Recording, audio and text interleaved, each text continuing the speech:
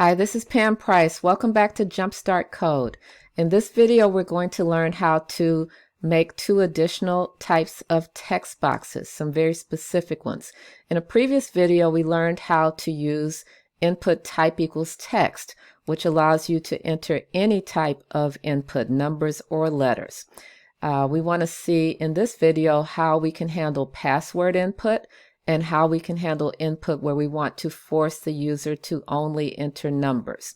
So we have two additional types, type equals password and type equals number. So let's see how this works.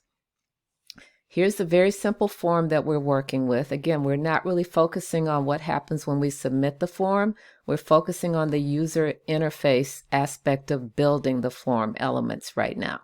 So right now, this is what I have. I've got a place to enter a user ID, and it can be a combination of letters and numbers, and that's also the case for my first name box.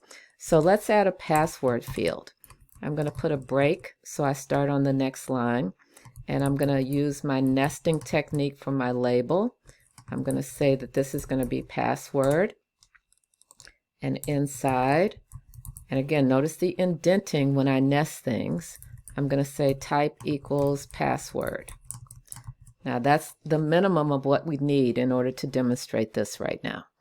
So we save, refresh, and you can see no matter what I type in here, all I see, it's hidden from me. So that is the technique you would use when creating a password field. All right, what about if I want to enter your age?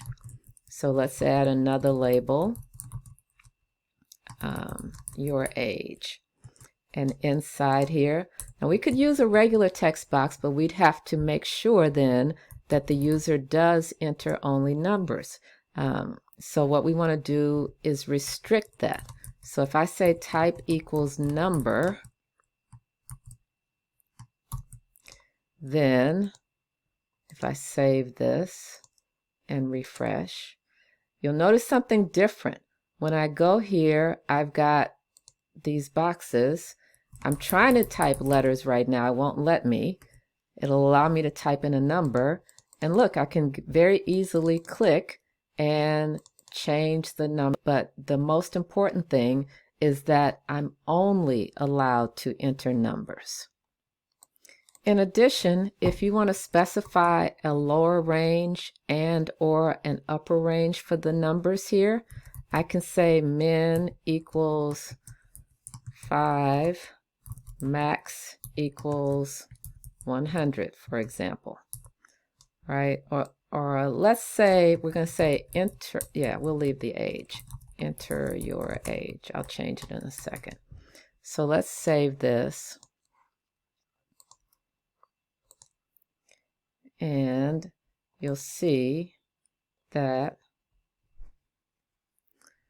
if I try to put in 3, for example, you'll see something here that says that there's a problem. So we're not talking right now, but there is some validation that will be done based on these parameters. So it really won't let me do that.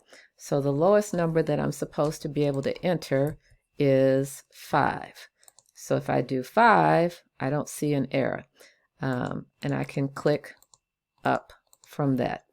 Let's say I wanted to enter an even number. Enter an even number from 2 to 20.